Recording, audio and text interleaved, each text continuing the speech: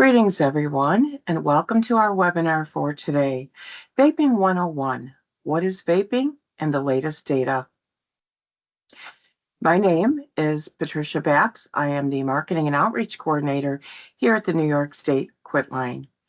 We have a very diverse group joining us today. We're very honored to have you here with us, and we're excited because we have a record number of attendees for this very important topic.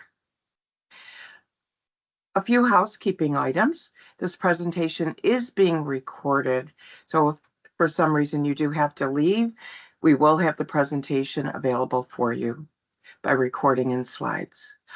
All of you are muted currently, and participation is only via chat.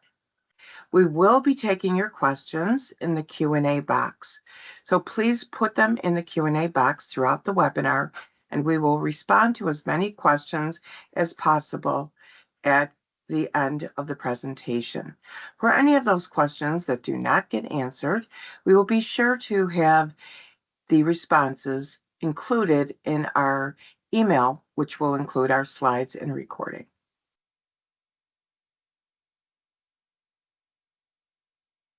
Roswell Park Comprehensive Cancer Center, who is hosting the webinar today, is accredited by the Accreditation Council for Continuing Medical Education. And it sponsors continuing medical education for physicians. We are awarding one CME that should only be claimed for those that are attending in person or live this webinar.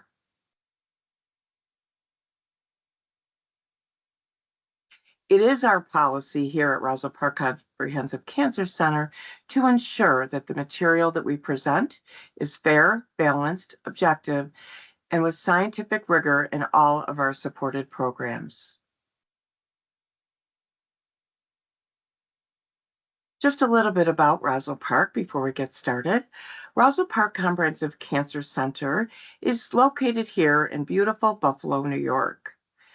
We have over 60 years as leaders in the field of tobacco control. Roswell Park has administered the New York State Quitline since we started in 2000. We'll be celebrating our 25th year next year. We started off offering telephonic services back in 2000, and we have since advanced to offering digital nicotine dependence treatment services to New York State, to health plans and employer groups. One of the exciting things that we do here at Roswell Park is that we provide an accredited tobacco treatment training program to practitioners and those interested who serve those who are nicotine dependent. We also provide scholarships for those who are interested. We have our next session starting October 14th, and we have another session. It's a 5-day on-site session that will be in May of 2025. We also conduct research to advance nicotine dependence access and treatment. And we have world-renowned researchers. We're very fortunate here that Roswell Park Comprehensive Cancer Center is administering our Quitline. You are definitely in for a treat because our presenters are incredible. And we will first start off with Dr. Andrew Hyland. He is the chair of the Department of Health Behavior with the Division of Cancer Prevention and Population Sciences right here at Roswell Park. Our second presenter, who will be talking about our Quitline services, is the wonderful Paula Celestino. She is the Director of Client Relations and Outreach here at the Quitline. None of the speakers or planners or committee members who are not already listed have any relevant financial relationships with ineligible companies within the last 24 months.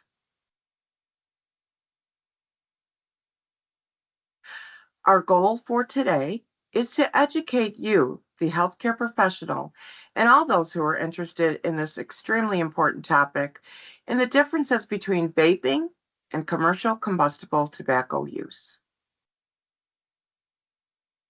And without further ado, I would like to turn it over to our presenter, our first presenter, Dr. Andrew Hyland. Dr. Hyland, take it away. Thank you. Yep, thanks, Pat. It's great working with you. You can hear me. The sound is good. If I can get affirmation. That terrific. So next slide as we work through. So this is wonderful to be able to do this. I think the attendance is shows how important it and where the interest is. I am a scientist. I will be in scientist mode here, presenting evidence. I'll do my best. I believe what I'll be presenting will be opinion free. And we'll share some data. We'll talk through it together. It might challenge some people's beliefs about things. I know one thing that is happening with vaping products is that things are changing, and there's a continued need to monitor the information, monitor things. And I'll also say I think there's more than one pathway to success here as we look about what we can do as public health practitioners, but recognizing that we're in an environment where there are sort of legal, political issues, there's industry involvement, and those are practical realities that we have to grapple with, but we tackle the problem from our individual perspectives. So with that, I've got about maybe 45 slides of material. It will be part of it. So I'm gonna work through it at a clip, but I will also strategically slow down on some points that I really want to reinforce. So let's start with it. Next slide. An overview of the talk. These, I'm not going to read these questions, but these will guide the segments of the talk as we go through. And they are everyday kinds of questions that you might get at the dinner table or at your parent-teacher conference when your kid's teacher realizes what you do, or at the supermarket again when people really, what is vaping? What's going on with that? Is it worse than smoking? Can it help you quit? Isn't that, can't you get hooked on that? Isn't it worse than some of the other things that are there? So we'll walk through just snippets of some of the evidence. I think at the end there's a slide with 4 or 5 very selected but example resource materials, which I would encourage people to take a look at if you're looking for more information on some of that. Next slide. So, okay, what is vaping? How they change? Go through some of that. Next slide, Tony. Okay, e-cigarettes. So the simplest thing is that e-cigarettes, we're talking about a solution. It's a liquid that gets heated up. So there's nothing that's burned with conventional cigarettes, conventional tobacco cigarettes, or conventional commercial tobacco cigarettes. When you burn the material, you get the smoke. That's the tar that's in the smoke. That's where most of the chemicals are. That's where the 4,000 chemicals from cigarette smoke are, the 60 or so carcinogens. With e-cigarettes, it's a solution that's a vapor that is vaporized, so they don't burn, and that difference between the combustion products that don't burn are going to have a lower toxicity profile than products that burn. So cigarettes are going to be in a high, and I'll show you some data that I hope reinforces that. Go to next slide is a cartoon that outlines some of this. This is the devices change in scope, but the idea here is that there's in an e-cigarette, pretty much all e-cigarettes, there's a power source, and then toward the right end here, there's a liquid area, and when the user draws on the end, when they suck on the end, that changes the pressure, triggers a switch that heats up a heating element, and that heating element is in that liquid, and it vaporizes some of the liquid, and the act of sucking on the end of that e-cigarette draws that vapor into the lungs of the user, and that's where anything that's in that vapor gets into the lungs, and that's where you get the transfer of chemicals from the lungs into the body. Just like any kind of an asthma inhaler thing, it's the same kind of mechanism, and the lungs are incredibly effective drug delivery devices. The surface area of the lung is massive. When you unfold all those nooks and crannies in the lung, you get a very large surface area that facilitates the absorption of those chemicals. So it's really pretty simple. A battery, a heat source, vaporize a little bit of liquid on each puff, and then it goes in. So next slide. Some of the ingredients, so the ingredient profile is a little bit more straightforward than it is for some of the other commercial, especially products that are intended to combust. You have a solvent, which is usually propylene glycol or glycerin, nicotine, usually some flavorings and some water to kind of dilute that out. So that is the liquid. It's some various combination of that. And there's certain that solvent of the propylene glycol or glycerin is used in things like stage fog. There's some research on there, but generally you're looking at a simpler composition of what that liquid is, and sort of mixing up some of those compositions gives you different flavors, different properties of there. Next slide. So e-cigarettes, they have changed. They've been on the market now maybe like, I don't know, almost close to 15 years, beginning to gain some additional, the products have evolved over time. So some of the earlier cigarettes tended to mimic cigarettes. They would look like, they were designed to look like cigarettes. So some of these products here, as you can kind of see through, if you were to inspect them in more detail, there's usually a power source, there's a compartment for the liquid, and then a mouthpiece and working. So these e-cigarettes of earlier generations generally they had different designs. They generally delivered lower levels of nicotine than what you see certainly with a conventional combusted commercial cigarette. Next slide. Over the years, though, those things have changed and evolved, both on the outside, the packaging and the marketing, like these products here, which are some more recent products. Juul certainly had its day, 2017, 2018, 2019, 2020. Juul is still common, but not nearly as common as what it was. But you can see some of the marketing there is sort of an attractive lifestyle brand, and I'll touch a little bit more on that later. And then some of these products, which are a little more popular more recently, Elf Bar, Lost Mary, these are basically the same product. It's the same company that makes them, but they're beautiful design. The packaging and the product itself, it looks like something you might get out of an Estee Lauder counter at the mall or something. So you really see this sort of differential sort of marketing. That's on the outside. And on the inside, and I'll have a slide in a moment, but on the inside, the chemistry of these newer products is far superior from a nicotine delivery standpoint than the chemistry of the older products. The newer products deliver nicotine much more effectively than the older products. Next slide.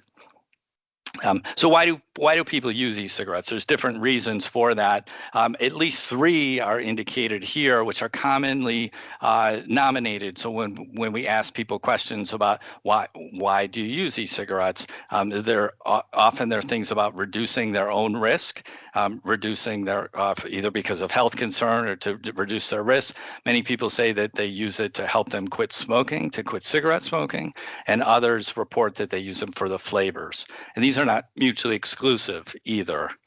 So these tend to be generally the higher, the categories that are nominated more frequently. Next slide. Okay, this is, I talked about that sort of more recent chemistry, and this is a New York Times article from about 3 years ago now, but this quote really summarizes the action here, and I'm going to read it because this is important. It's like the chemistry is different. The products are different today than they were a few years ago. Juul had worked through different formulations before landing on one that combined freebase nicotine with benzoic acid, and that set off a chemical reaction, producing a nicotine salt liquid that reduced the harshness and allowed for a higher rate of nicotine absorption.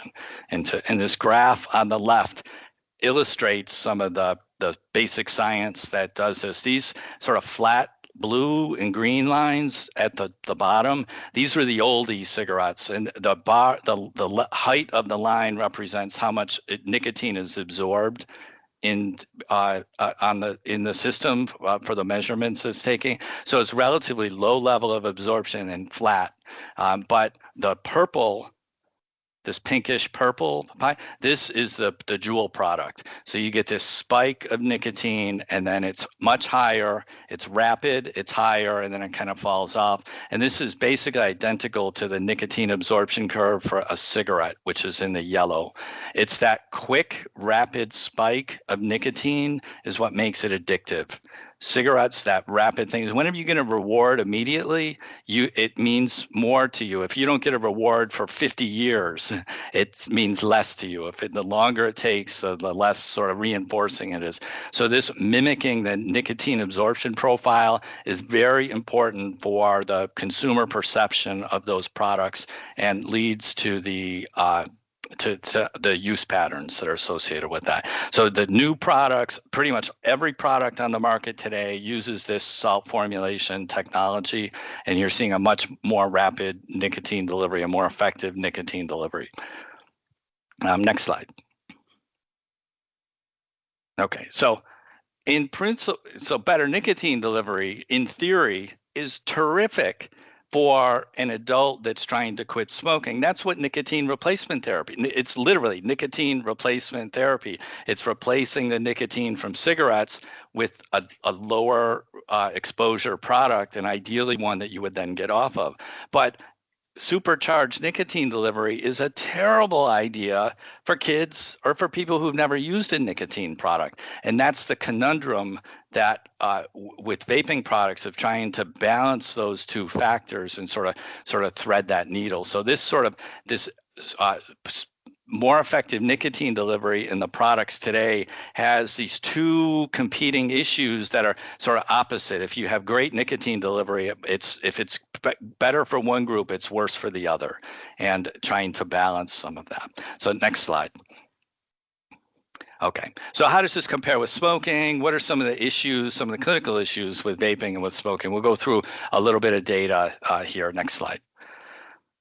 Okay, so one thing I'm always clear, and I know we're talking about vaping, but in some ways it drives me nuts. It's cigarette smoking. We know for certain that cigarette smoking is incredibly lethal. I work at a cancer center. Almost 30% of all cancer deaths are caused by cigarette smoking. Vaping may be harmful, but I don't think it's 30%. We don't know what that number is, but we know how harmful cigarette smoking is. So anything that, independent of anything else, reducing cigarette smoking will have outsized benefits. It's absolutely important. Here's a cartoon to illustrate that. Next slide. Cigarette smoking impacts every part of the body. And again, I always take every opportunity when I'm talking about really whatever I'm talking about. We know cigarette smoking is bad, but let's talk about whether it's vaping or heated products or nicotine pouches or hookah or whatever it might be. But cigarettes impact every part of the body. And it's the tar. It's the chemicals are in that tar component. The 4,000 or so chemicals, 60 or so carcinogens. The nicotine is what brings you back. It's what gets you hooked. The nicotine does not cause most of the harm, but it's a co-conspirator in it because it facilitates the repeated exposure to the harm. And that's the words on the slide here sort of reinforce that. If we go to the next slide. And let me say that's the physical harm there. I'm talking, and generally that's what I'm talking about here is physical harm. There's also a separate issue of addiction and addiction as a harm, even in the absence of physical harm. And those are important issues too, especially they come up with some of the youth considerations as we go from there. Just make that clarifying point. But looking globally, and in the U.S., again, we're at almost half a million people each year, 480,000 people each year in the United States die prematurely from cigarette smoking. Globally, 1 billion people this century will die from tobacco if trends are unchecked. 1 billion, there's only like 7 billion people or so on the planet. We're talking about massive, massive numbers. And it's the combustible products that will lead to the largest numbers of toxic chemicals. And you can see globally the growth in the tobacco market is particularly strong in Asia. In the Americas, actually, in the U.S., relative to other countries, are doing far better than many other countries, especially recently. And I'll show a little bit of data on that toward the end. Next slide. Okay, these terms right here, this is kind of at the core of a lot of what I'm going to talk about. This idea of comparing the word safe and safer, an absolute harm compared to a relative harm. And these are the issues. And let's walk through some of these slides together and see if we can work through some of these. So this idea of this continuum of risk of tobacco products, this was introduced by, this is a cartoon that's inspired by Mitch Zeller. Back in an article in Tobacco Control about 15 years ago. Mitch Zeller was the center director for the Center for Tobacco Products. So he was in charge for many years of the United States tobacco regulatory efforts. So a big job. Brian King currently holds that role. A little side note is Brian King got his start at the New York State Quitline. Brian worked here at Roswell Park. Brian's now the center director for the Center for Tobacco Products. But the commissioner, Center Director Zeller at the time had proposed this idea of a continuum of risk with combusted products on one end of the spectrum, higher, likely most harm, and then things like medicinal nicotine. These would be things like patches and gums, nicotine gums, FDA-approved medications that would have the least harm. And then in the middle, there would be some sort of continuum, products that don't combust, like e-cigarettes or even smokeless tobacco products, would be probably closer to the one side, and products that do combust, like cigars, would be kind of closer to the combustible side. So this is a broad cartoon. It's not meant to convey to scale, and especially smokeless tobacco products have a massive distribution of harm. Some of the products that are used in Asia are very, very harmful, whereas other products, like some of the snus products, have a lower toxicity profile. So you're going to get, but this idea that there's a continuum of risk, or put differently, not all tobacco products have the same exposure profile or even the same health risk. Next slide. Okay, so when one models, you say, well, what are the public health effects? So a net public health effect. If you're looking at trying to maximize population health, what kinds of factors would go into that kind of consideration? And here are some things that are listed here. Things about like the absolute harm, like using e-cigarettes. Are e-cigarettes, do they cause disease? That would be one question, but are e-cigarettes, do they cause less disease or a different rate of disease than other tobacco products that people might be switching to? So what are those patterns of use? What are the initiation rates? What are the switch rates? What are the dual use rates or the poly use rates of people using multiple products? Because that's going to be a different profile as well. Just using it doesn't, but if you're using it but not really reducing your exposures, then that's not really giving you much. So it's complex. That's the takeaway here. And that some of the toxicity profiles may be dependent, it's not absolute about the product, but it depends how you use them. And it might depend who's using them.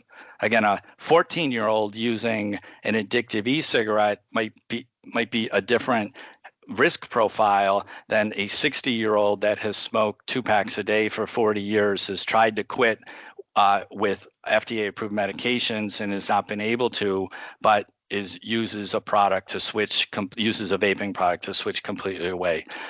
A different kind of profile that's there. And I'll go through a little bit on some of this. So again, we'll sort of touch on some of these points. But let's go to the next slide.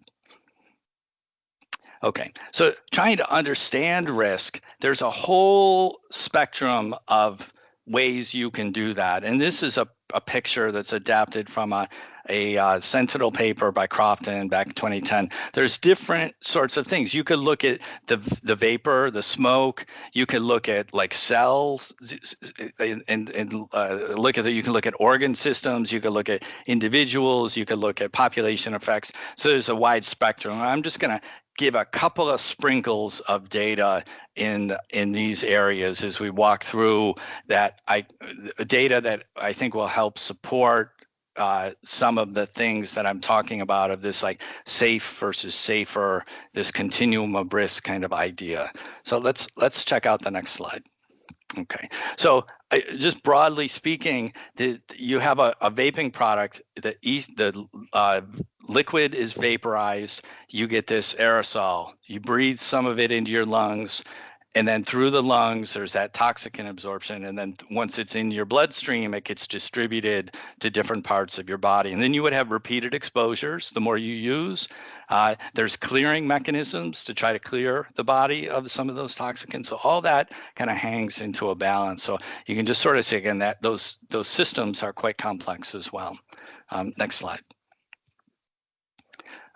So some of the toxicants, if you just look at the vapor, this is a paper from Maciej Ganovich in his lab here at Roswell Park. But the rows are a few chemicals that are found in cigarette smoke, and they're also found in e-cigarettes. And what he did is he looked at the mainstream smoke from conventional cigarettes. That's the set of data in the left column.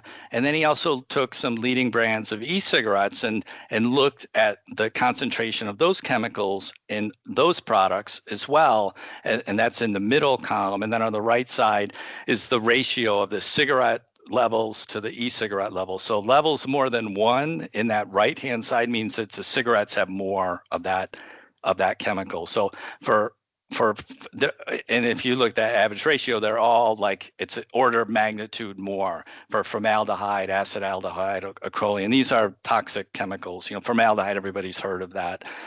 So it's an order to 2 orders of magnitude higher in cigarettes.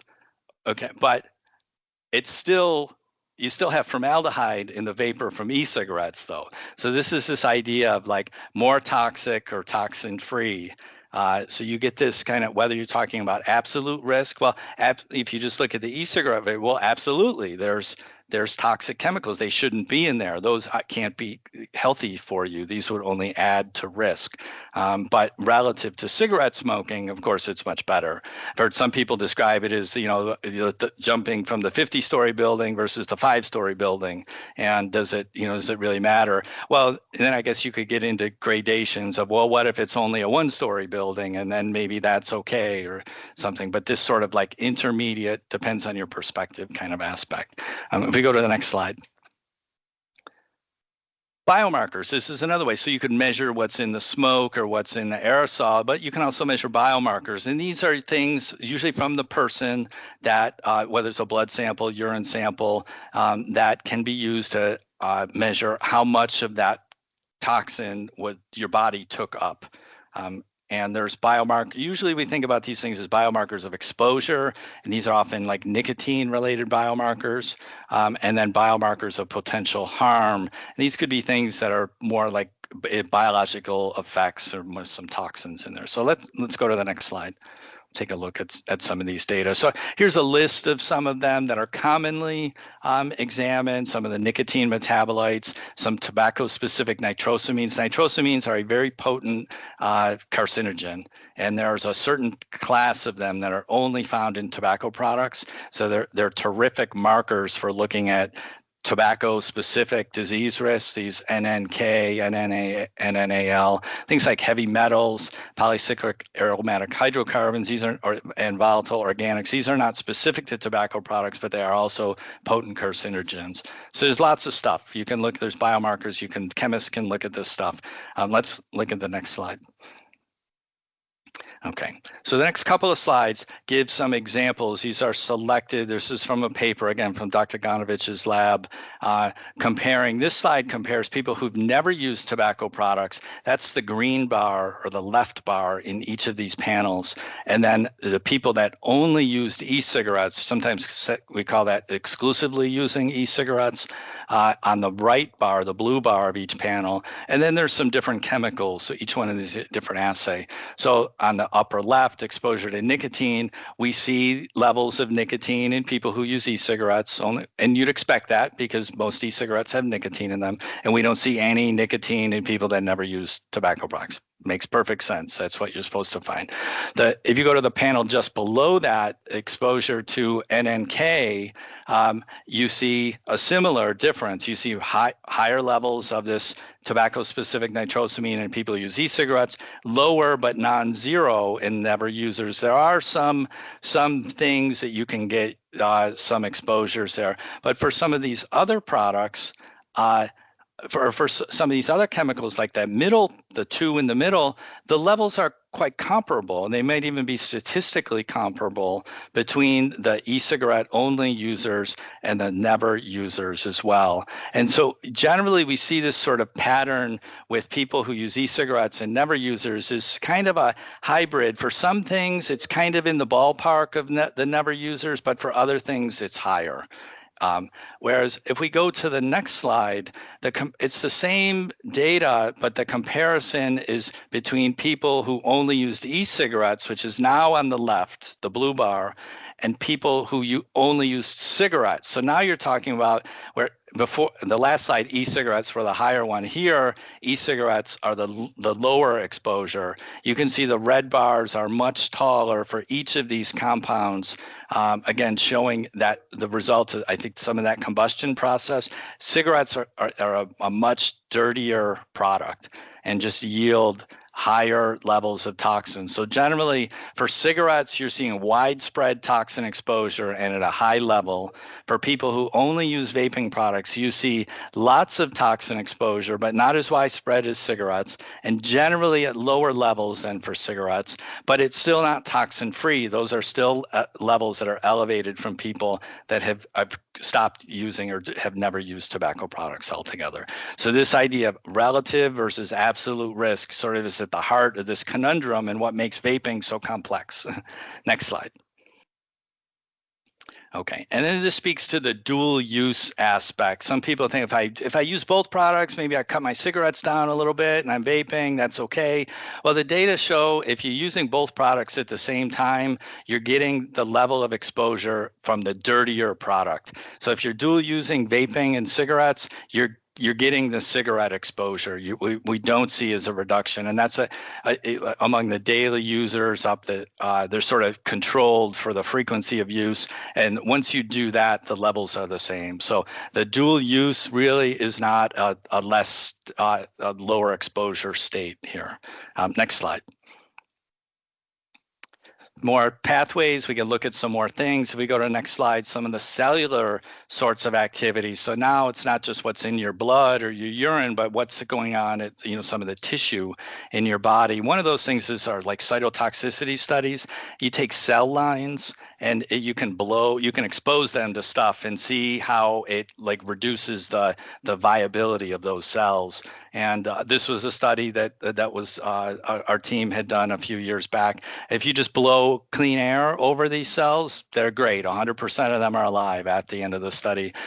If you blow on the right, if you blow cigarette smoke over these cells, about 40% of the cells die.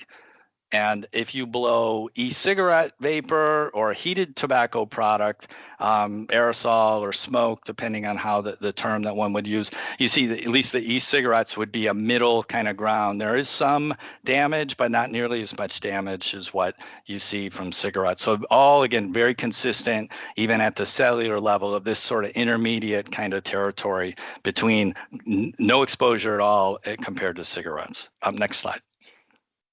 And this is just a quick summary. I'm skipping a few steps. I'm not going to go through all the organ systems and everything, but this is a relatively recent review looking at the cardiopulmonary effects of these products. There's a few reviews like this that are out there, and they're all pretty good, but they have various, strengths. This one, I think is a reasonable. It's one of the suggested readings. This in these two bolded bullets on the bottom left, evidence of absolute harm signals that e-cigarettes could compromise cardiovascular and respiratory health. But there are also several studies assessing the relative harm compared to cigarette smoking, and that suggests reduced harm from vaping compared with cigarette smoking. So again, so this sort of carries all the way through from the aerosol to some of the cellular stuff to now actually looking at some of those health effects of conclusions of kind of a middle ground territory. Next slide. Okay, and this is a summary of some of those points. Absolute risk versus relative risk. I think that's one thing. If you get a takeaway is to think through critically that's sort of where the evidence is. Now let's turn to the next part of the talk. Next slide. Okay, what are some of the issues here? Let's go next slide. Okay, we had seen this one. Better nicotine delivery. In theory, great for adults trying to quit, terrible for kids who never use nicotine products. Next slide.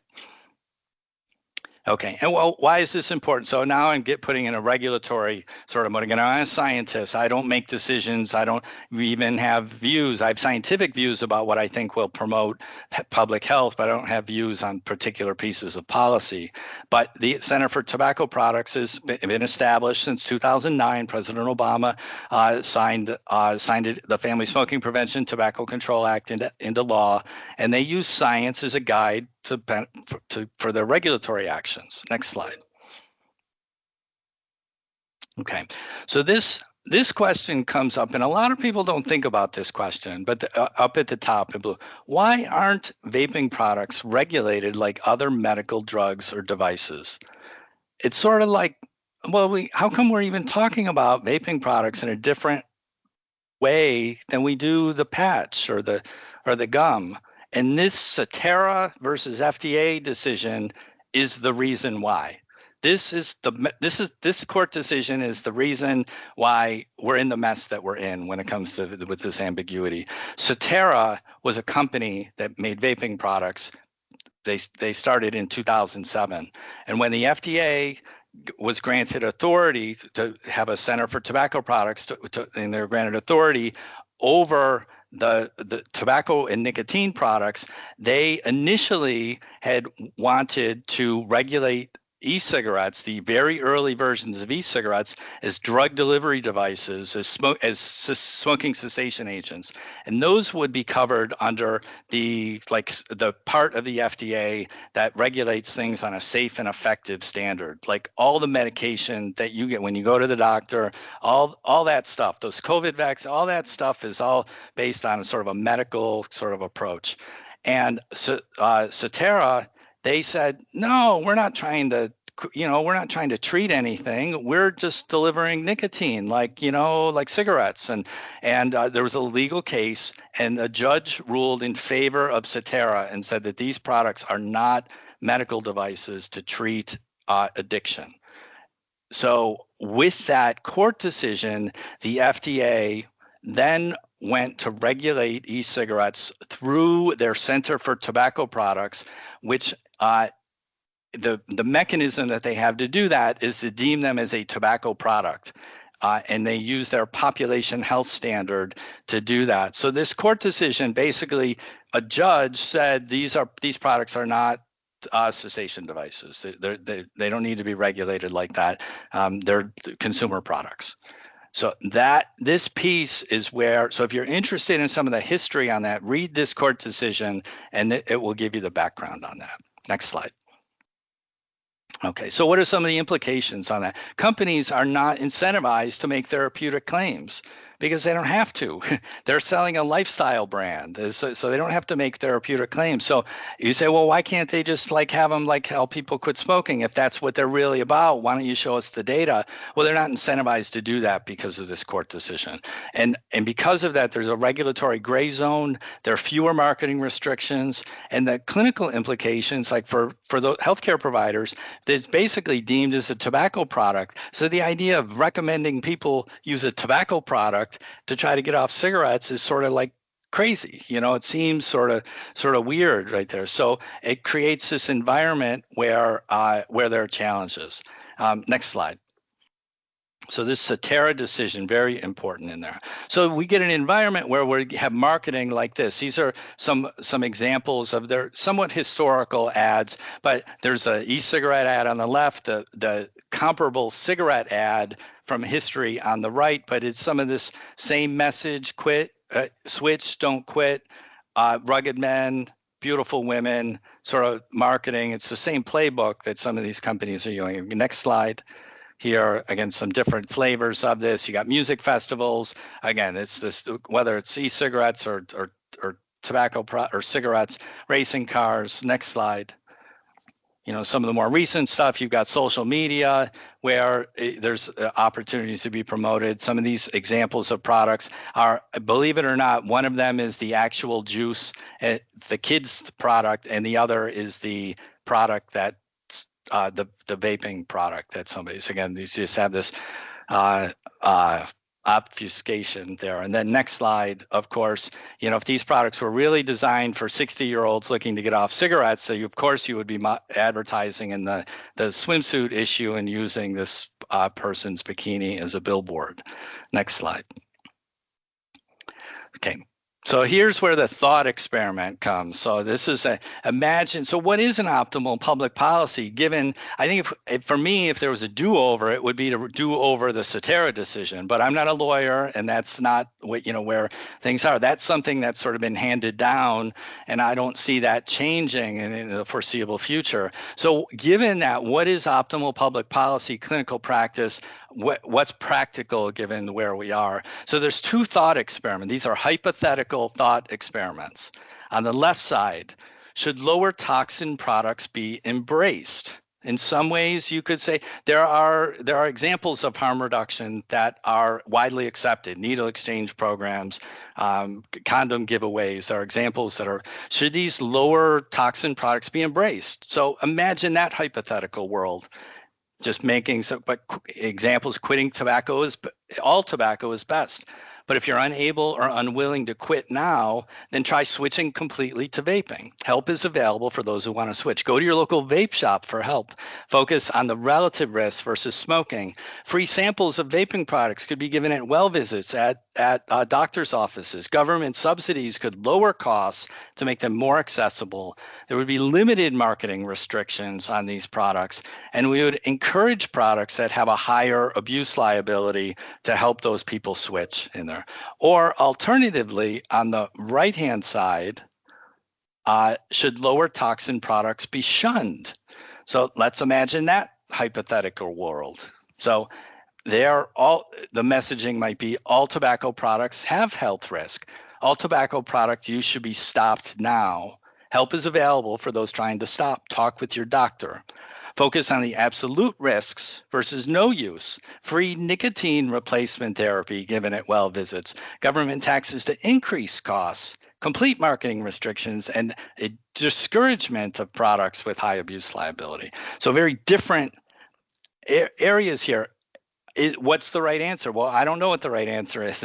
It could be, you know, ideally, it might be something that's in the middle, that allows, that minimizes the youth exposure, but allows options for adults, where there's evidence-informed things to go through. But this thought experiment, I encourage you to do that on your own. My goal is to facilitate that thought experiment, but not to provide recommendations or my view on there. But this is what the implications of the Cetera decision lead to, and I think reflect some of the perspectives of the various folks in different areas I'm looking at here. So let's go to the next slide as we get toward the end. Where we are today is that there's no U.S. medical group has fully endorsed vaping as a clinical tool. So I want to be clear on that. Public health groups often focus on the risk to young people, but I do want to highlight this paragraph here, which is an evolution of the Center for Tobacco Products position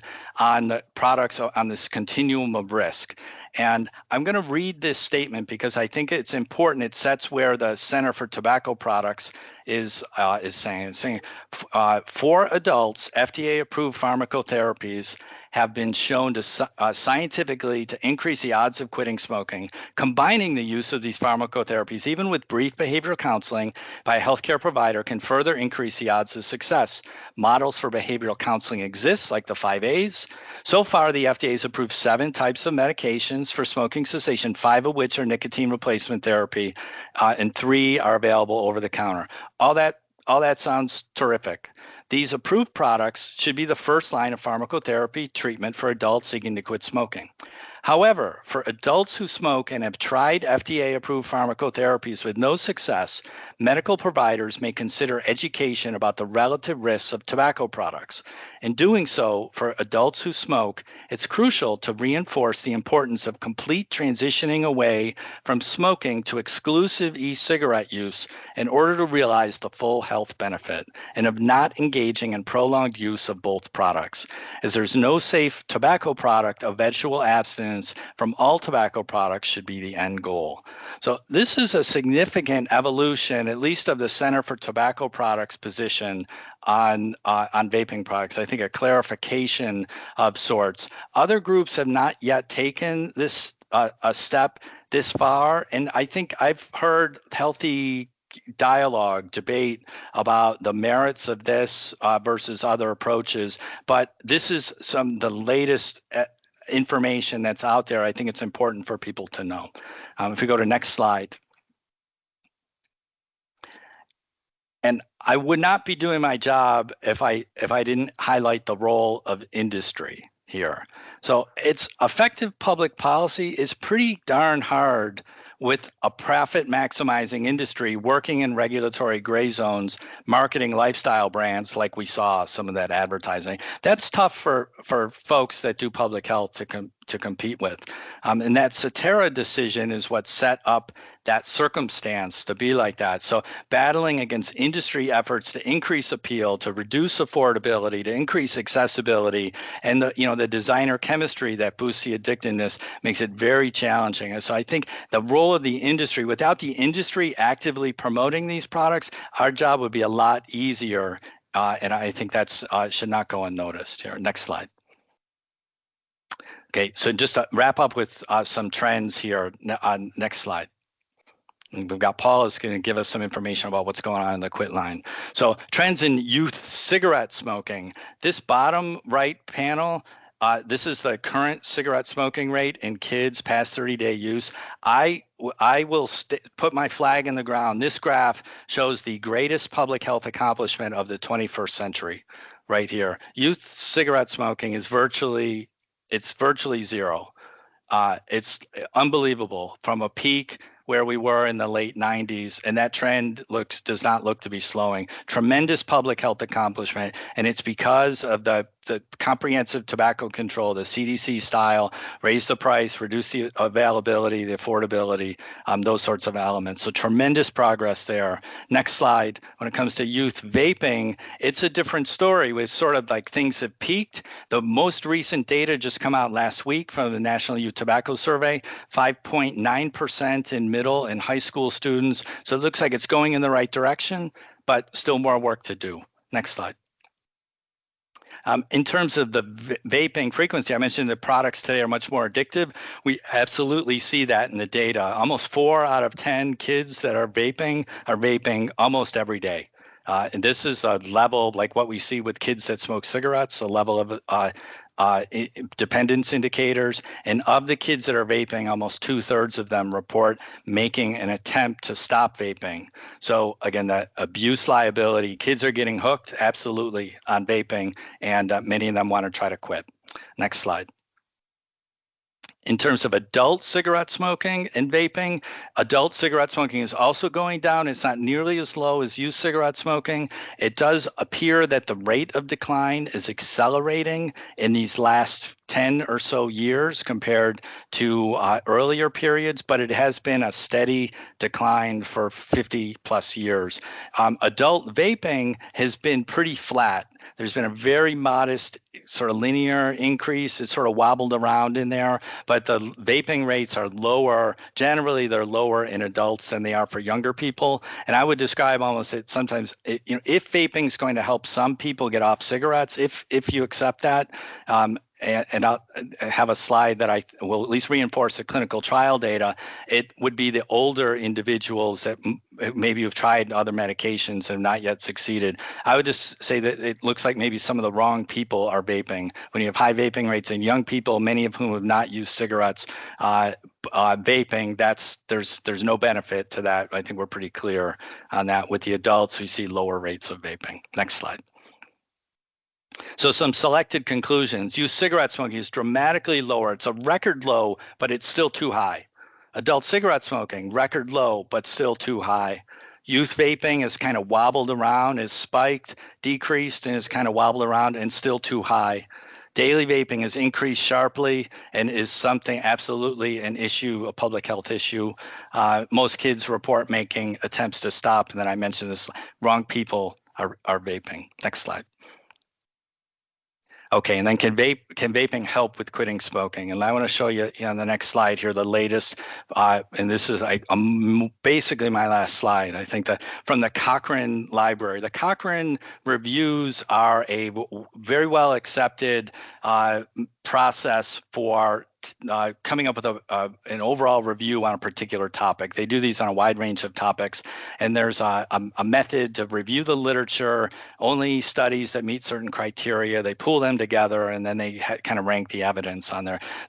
E-cigarettes for cigarette cessation are one of the things that the Cochrane reviews have looked at. An updated review came out a few months ago and had this conclusion here on the left. This is a new conclusion from their previous one that based on clinical trial evidence, there's high certainty evidence that people are more likely to stop smoking for at least 6 months using nicotine containing e-cigarettes than those using nicotine replacement therapy or e-cigarettes without nicotine. So, and nicotine replacement therapy itself is shown to help people quit smoking. So, they went to high certainty evidence, and this is some of the point estimates that are here. So you can see there's 13 studies that are incorporated here. So again, this is a significant statement, but if you look at the clinical trial data, it does indicate that you see higher cigarette quit rates that are here, so that's some of the evidence that needs to be incorporated. That is independent of issues related to youth smoking and kids getting hooked on vaping, but it's part of the mix. But this is the latest review on that evidence that I'm aware of. Next slide. Okay. And that's a summary of where we are. I do want to say that there are no medical societies that have authorized or endorsed vaping. In the UK, they have. Vaping is part of their cigarette cessation regimen. It's one of the options that are there. But this idea of one of the big barriers that I see, and when I talk with people, is that there's no product to refer people to. What brand, what would you tell someone to do? What dose, what frequency? Go to the gas station and talk and get what's on sale. There's no mechanism for that. And again, that Cetera decision has created an environment where there's no clear pathway that we'll ever get to that point. Because it's not incentivized for so I tend to reframe the question in some ways, under what conditions, if any, does vaping improve public health? Trying to sort this out as opposed to saying, do they work or don't they work? It's more under what conditions or for whom. So next slide. Okay, and then as we pivot, in the time that we have left, some of the tools that the DOH provides, we go to next slide, maybe get to Paula's slides. I know the Drop the Vape, this is a campaign that the DOH runs to help kids get off of vaping products. Materials are there. If we go to next slide, I think we've got a few more, some additional resources, and then going to Paula's. And then Paula, you take it away and close this out from here. Thank you. Thank you. Thank you so much, Andy. Dr. Hyland, that was so informative and very compelling talk. I want to remind you all that we will have these slides and recording available, so you'll be able to look more closely at some of the things that I'm going to really breeze over for the sake of time. I know that there is a lot of questions, and I see all the applause for Dr. Hyland's presentation, and I totally agree with you. The first slide you see here about the Quitline services for tobacco and vape users really outlines the different types of support we have. We have the traditional telephonic coaching that is delivered by tobacco dependence treatment certified coaches. And that's really for folks who like the one-on-one support, very popular. It's been the mainstay of the Quitline.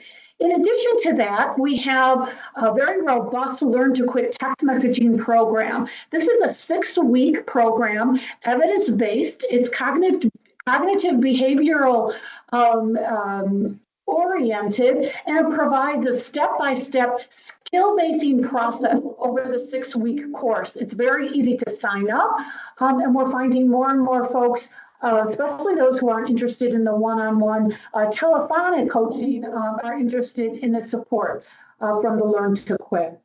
We have also a free supply of nicotine medications, which has always been really our most popular service here at the Quitline since we began doing that, really one of the first Quitlines way back in 2004. We provide a combination of nicotine therapy to those folks who come to us for help. So for moderate and heavy smokers or vape users, they will be provided with a combination therapy of the nicotine patch and gum and or lozenge. Also, along with guidance on how to use that, we want to make sure they're using it correctly.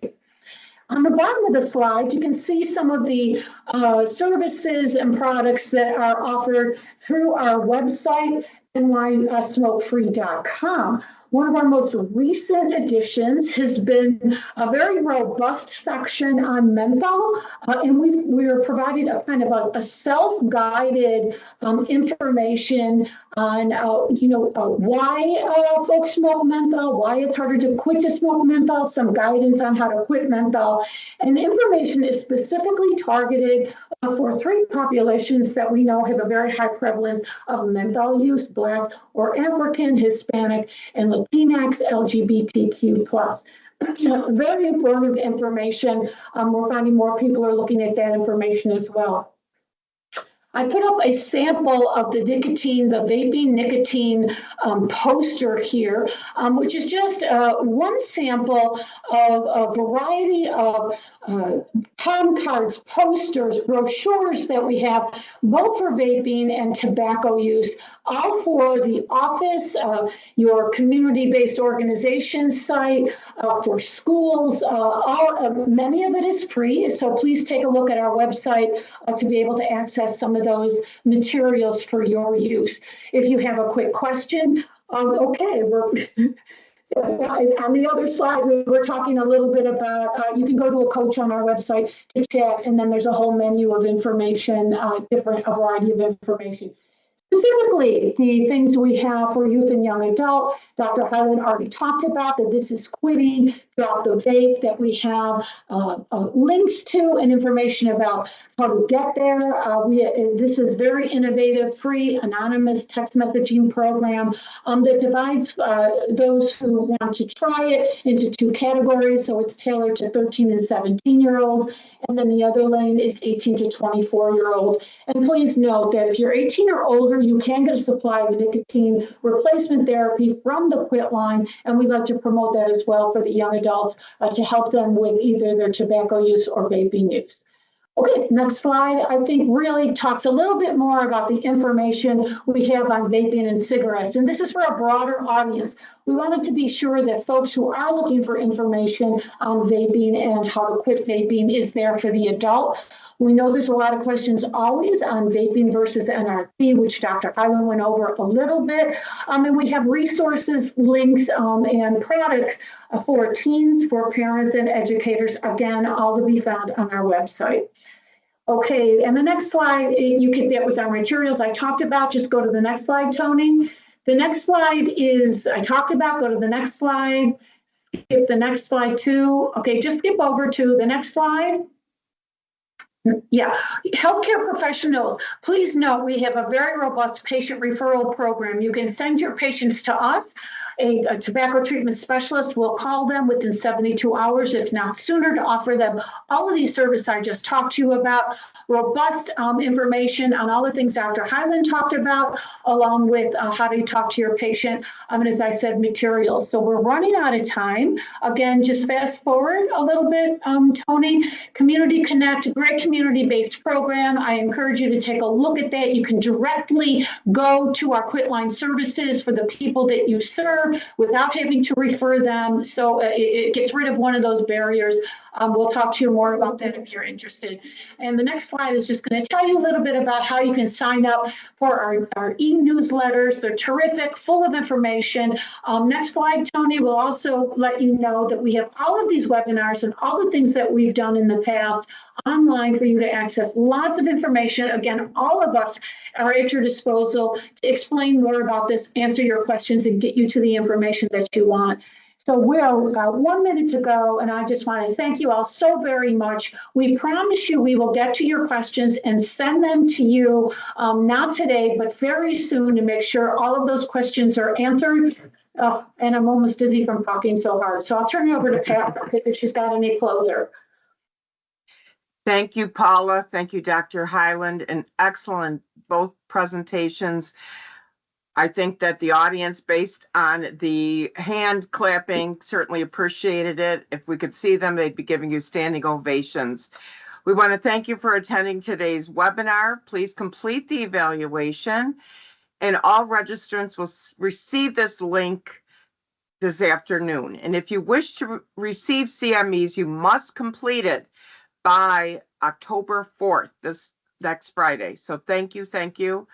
And on the next slide, you'll see that we have an updated resource guide that we will be including with the questions that we were unable to answer. We want to make sure to give you all this information. We probably could do a part 2, but for now, we really appreciate you prioritizing this. Contact us anytime.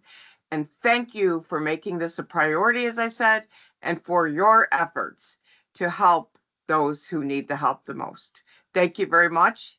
Have a wonderful rest of your week.